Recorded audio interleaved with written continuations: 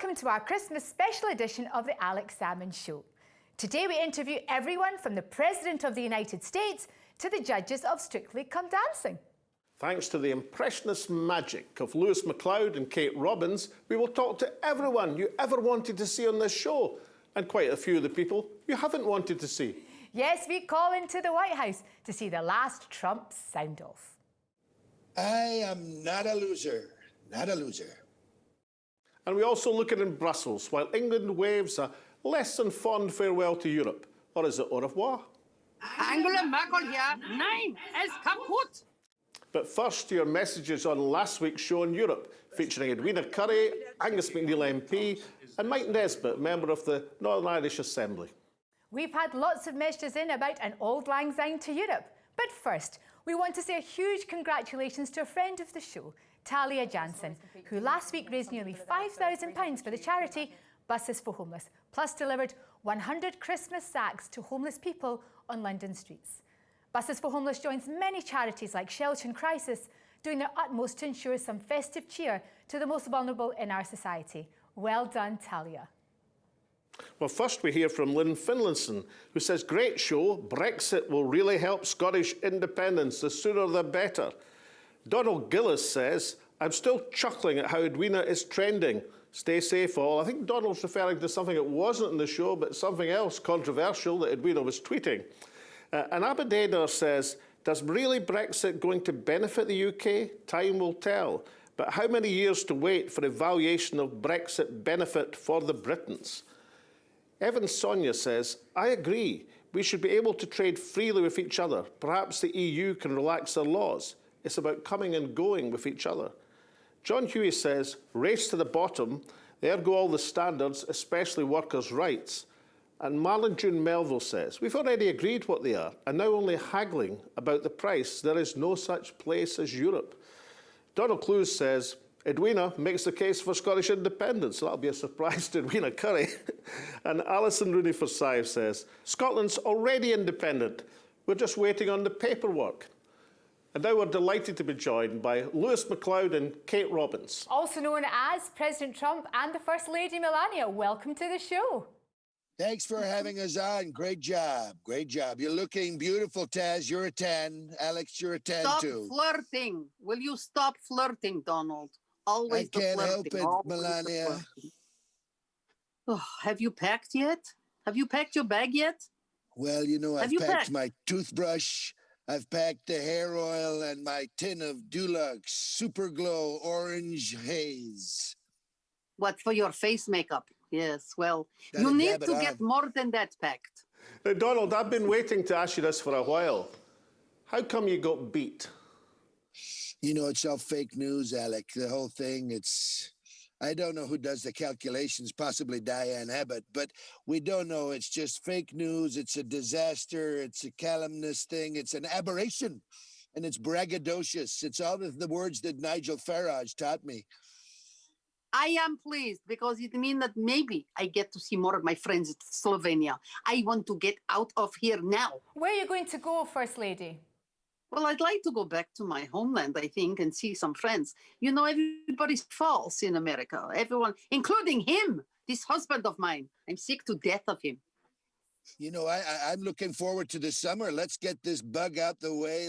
Melania, she wants to go, great. I'm looking forward to Wimbledon, strawberries and cream, the best Vegas strippers they've got on offer. They're amazing. And Donald, are you going to be gracing us with your presence back in the old country of Scotland? I see you've got our mountains behind you. It's a great job. I'm going to buy this place. You know, this is God's country, and he can, you know, he's loaning me the lease. I'm so Scottish. Another golf course, haggis. Nobody more haggis than me.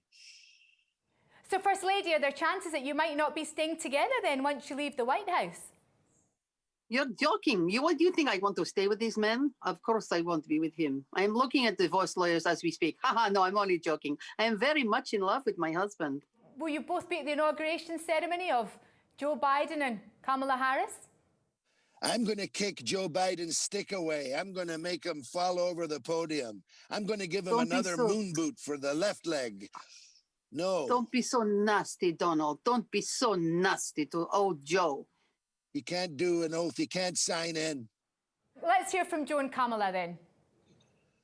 Well, you know, hey, man, come on. Hey, live and let live, Joe, huh? I can't I'm only going to be president for 2 You're weeks. gonna be president. You're Oh, gonna Kamala, be honey, thank you so president. much. But Kamala, I was so impressed by your inauguration speech. Well, you know, the trouser suit was the most important thing for me. Getting that right, the white trouser suit, the way I looked, I was really, really impressed with myself. I think I came across as a really stylish woman, and I think I'm going to do great guns with this guy. It's going to be great, Joe. You're going to be president.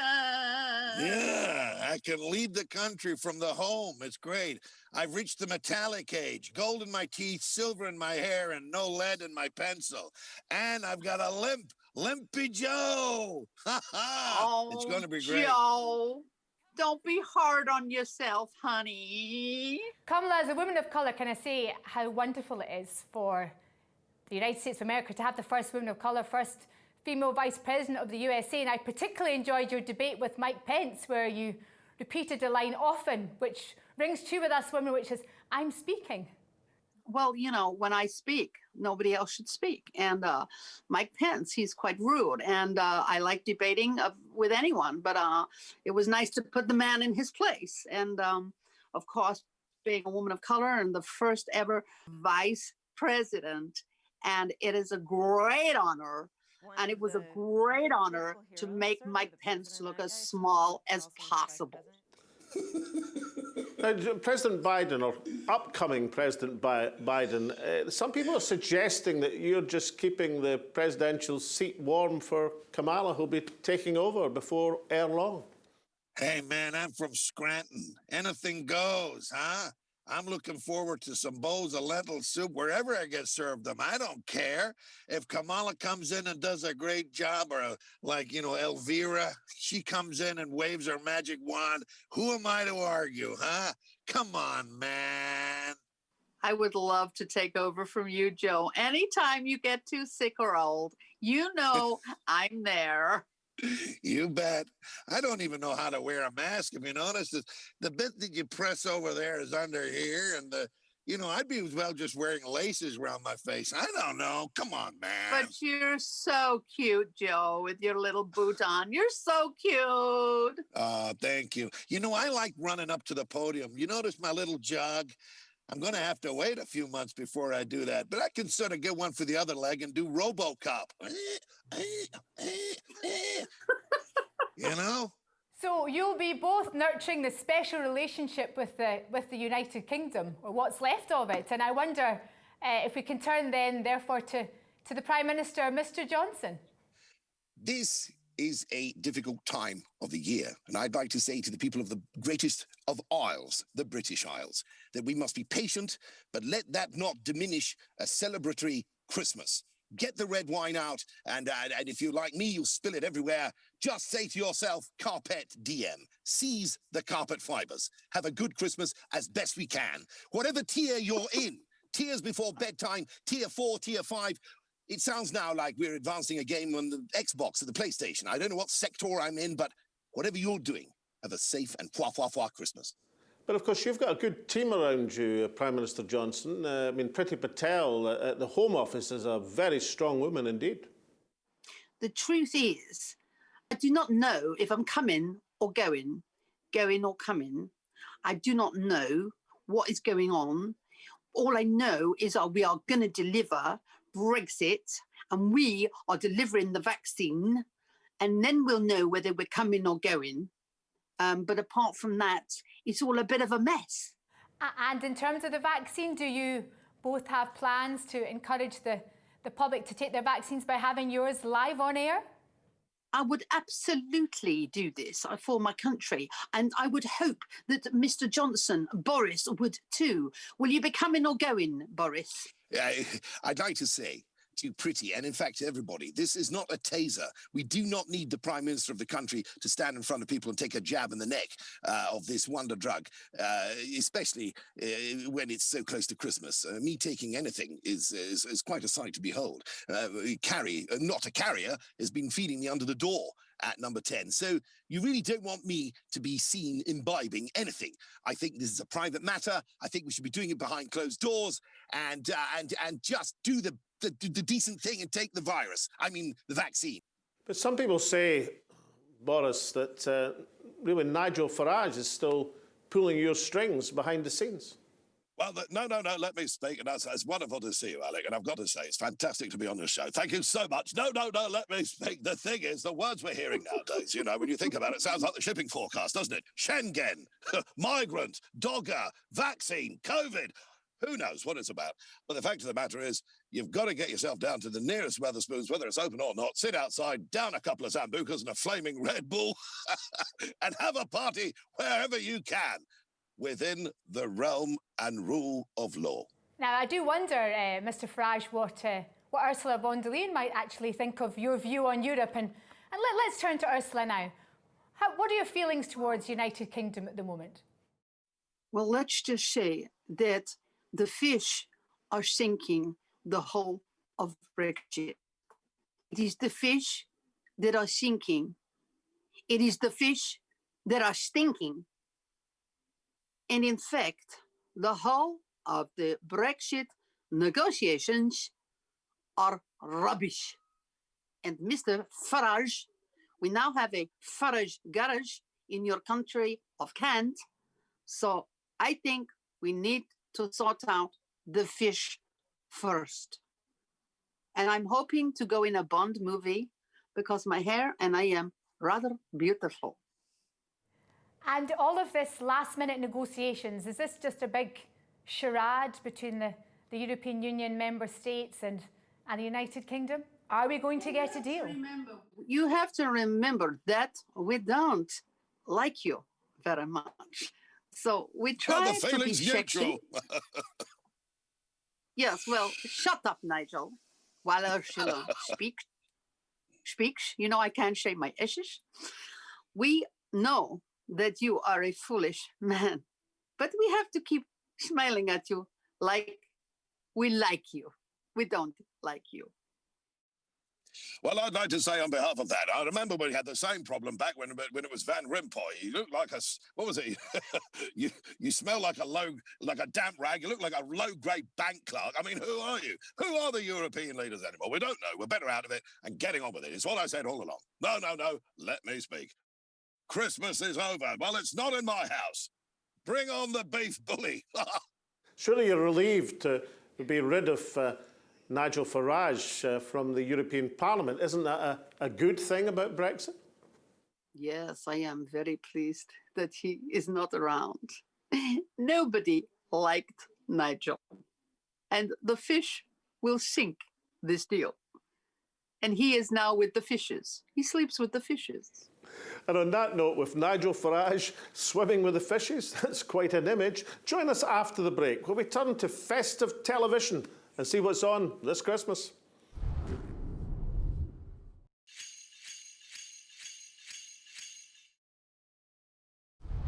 Welcome back. Alex and I are in conversation with two people of many voices, Lewis McLeod and Kate Robbins. Actually, we're in conversation with Shirley and Bruno. Strictly this year, another record audience. Well, it's just been fantastic. And I am the head judge, as I am. It's just been amazing. And we had a great winner, with Bill Bailey. But I think you want to ask us something about Strictly Politics, don't you? Well, I was just wondering, if you had to, Bruno, judge politicians instead of dancers, I mean, who would shape up well and who wouldn't fit the bill? Well, I got to say, I think that, the Prime Minister has to work on so much. But of course, if it's all in the presentation, he would get nil, no point. He's got the hair like a burst sofa, but he's got a nice sachet and he bumbles along the floor. So he might be good at, I don't know, a foxtrot or a foxtrot off skirt. I don't know. But I think that maybe calmer, He needs more stamina for karma. He's got a thing about his head. He weighs his head forward, but a lot of talent, not so good on the floor. Well, I'd just like to say, as head judge, I think that Boris Johnson, never mind the Charleston, I think he'd be absolutely great because he is a charlatan. That's what I think. You mean you don't like him? No, I don't. I don't like the man at all. Of course I don't. I'm from the Wirral. And, you know, that man, I can imagine him dancing. He'd have to brush his hair for a start. What a scruffy thing he is. I nearly said a swear word then. Now, Shirley, as head judge, how would you judge the performance of Jacob Rees-Mogg and Michael Gove? Well, you know, they'd do a very old-fashioned dance, wouldn't they? Jacob Rees-Mogg would probably come in on a penny farthing or something like that, because he likes to pretend he's living in a different century, doesn't he? As for Michael Gove, well, poor thing, doesn't do much right, does he? Bruno, any politicians that you think of will have something to offer in the years to come, or is it all disaster? I think you, Taz, I've got to say you look like a goddess sitting there with your beautiful dress. You would look like an ideal candidate. I'd love to vote saying, 7, 9, here you are. Very good. I think they're all idiots. I think with the exception of maybe Barack Obama, who could just stand still doing a Kraftwerk sort of robot dance and talking. Oh, He could say anything, and I would say, 9, 10, yes. Well, do you know what? I'm going to ask Barack Obama now. What does he think about all that's going on in the terrible world at the moment? And has he got any hope for any of us? Remember this. We are all here to be tried and tested. And Michelle and I, we've been watching from the sidelines, but are very much involved. And like judging panels around the world, we are all judging one another. And it's Christmas. We need goodwill. We need to launch from the flames of despair the fountain of joy. That's what we need. We need slight platitudes that you can't quite understand. Moving forward, pouring the golden flakes of change onto the embers of disaster and pain. We need also, happiness. One other thing, Mr. Obama, I'd like to ask you, how are we going to get Donald Trump out of the White House? Well, you know, that's a very good question, and thank you for asking. I want to tell you this. There's many rooms in the White House, and when you go downstairs next to the popcorn machine, just beside the powwow and the coffee maker, there's a little WC, a bathroom, and it's for guests. And if you just go under the seat, there's a little red button there, and it says flush. If he pulls that down, he's going to be launched through the skylight straight up to where Elon Musk is right now, and it's going to be exciting. It's going to be, oh my gosh, woo! And we have paper. We're not running out of Andrex in the White House. Well, that's good to know, given the Brexit shortages and the queues at Dover. But let's move on to the climate, a big issue and one of grave concern, particularly for our young people, is what the future means for them. And I wonder if we might hear from David Attenborough.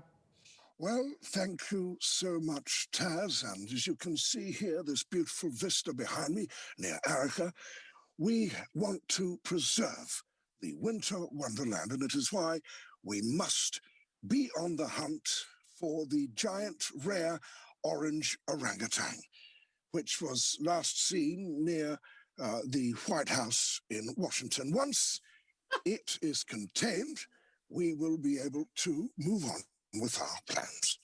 Well, Shirley, who would you like to see on the show as head judge? I'm sure you have a say in who future contestants might be. Who would you like to see dancing before you and Bruno? Well, I think the Queen would be rather good. And I know that she obviously wants you all to stay together as the UK. But I think the Queen would like to say a few words. I would like to say, please put me on Strictly. One could dance with Philippe all night, and one could have the corgis running around at one's feet. It would be lovely. Andrew, get out! Now, head judge Shirley, do you have some tips on some good soaps that we could all be watching over Christmas? Oh, gosh, I don't personally watch the soaps. They're a bit beneath me, if I'm honest. But I do remember seeing Sir Ian McKellen in Coronation Street, I think it was. He was rather good. Well, that's right. It takes me back. It's the greatest of soap operas, darling, and the acting is worthy of an appearance from me. And as I have said many times, it is all about the text. Whether you are a wizard, this will not pass. We have to look optimistically, even the messages from Coronation Street. I remember fondly when I played Covidia in Prospero's Mooks, one of the lesser-known Shakespearean plays, Prospero's Mooks, and I was Covidia, and this little rascal of a virus will not permeate onto the floor of a studio. Back to the text, everybody. Merry Christmas from me and my darling Shirley Ballas, wonderful lady, and I look forward to spinning round the hall with you. That's Dame to you, love. Thank you, darling. Let's move back to the real Kate Robbins and the real Lewis McLeod. Thank you so much for that festive roundup, bringing some cheer at a difficult and challenging time for everybody around the world. But let's talk first, Kate, to you. You were just recently on the Cube with your lovely daughter, Emily Atack, and won £20,000, I think, for charity. How was the experience? Yeah. Well, we were so thrilled. We made £20,000 for the Ben Kinsella Trust, which is tackling knife crime. And I'm a patron of that charity. But we had a great time, a great laugh. Lewis McLeod, can you see yourself going on to the Cube at any point? Would that be an ambition of yours?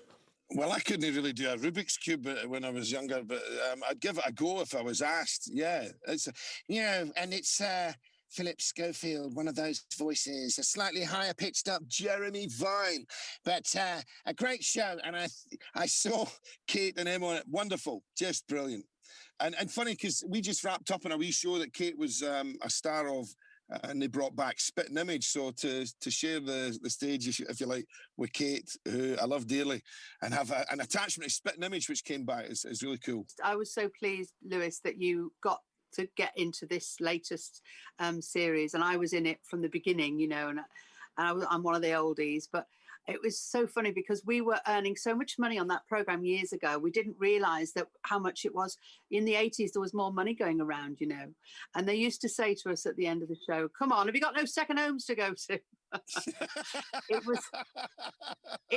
We didn't realize how good we had it. And, you know, we had to save up all our money because we didn't know we'd be in this situation now with so many performers now with no work and no, you know, I feel for my friends who are in the theatre because, you know, all the cancelled tours and it is a terrible time. It's a terrible time for lots of people, but I'm just stating the case for artists, performing artists. And on the Spitting Image, Kate, just an interesting point. The 80s, were the characters of the politicians bigger and easier to do, or do you think the current crop are just as easy to lampoon?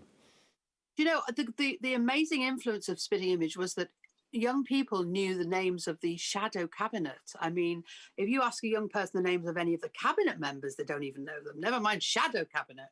It did have a massive influence in the late 80s, early 90s. It had a huge influence, but I think it was the first time anybody had ever seen latex puppets, this, you know, sort of grotesque as they were. They could never make beautiful people look good. They never made a good puppet of Princess Diana because she was too beautiful.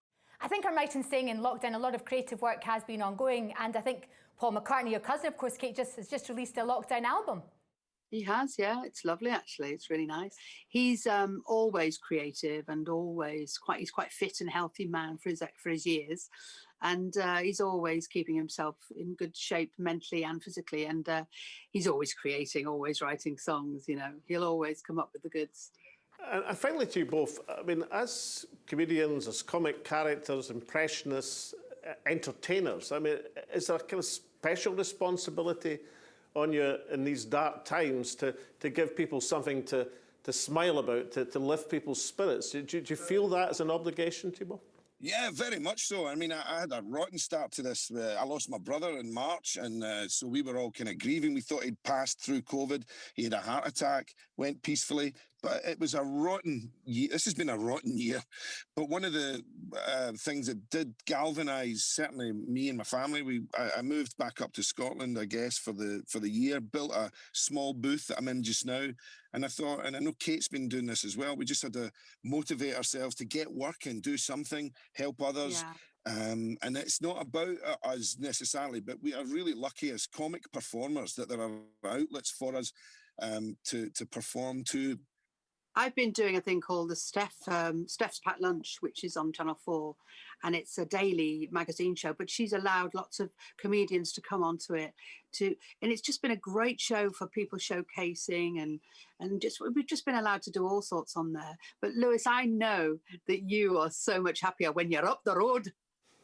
Well, see, I was commuted from London to Glasgow. I always came up at the weekend to see my daughters, and you know, I'm happy doing anything, going where the work is and being where, you know, where with my friends and whatnot, my family. But this has definitely been a different thing. I see more of my kids, which is amazing. And my daughter's 14th birthday yesterday. And it was just beautiful being able to spend more time than I would normally. I would normally be going down to London. I'd be racing to the airport. And so it's been really special for that. And to be with my mum, especially with my brother going and my brother Donald, and giving that support. But it's opened up many other things. I can work from home now. I can actually work this Mac thing and send voiceovers to people if they need them, or I can do stuff, you know. But there's never been a more important time for comics, has there?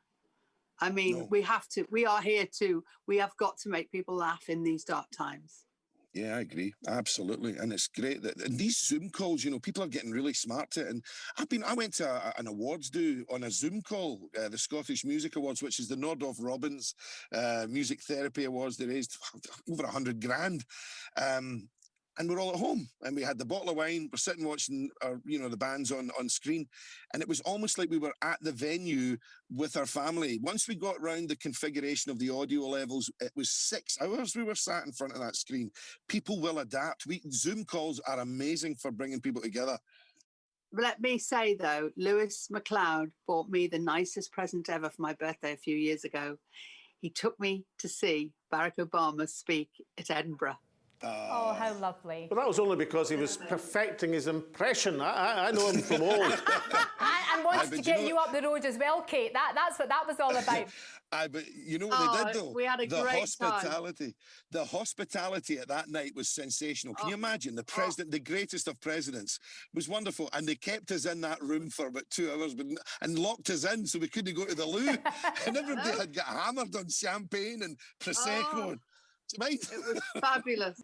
So, Lewis and Kate, thank you so much for joining us in the show and so many personae, and for making us laugh. Oh, cheers, Alex. Thank you. And thank you, Taz. Thanks, Alex. God bless and have a very Merry Christmas. And to all of our viewers, have a wonderful Christmas.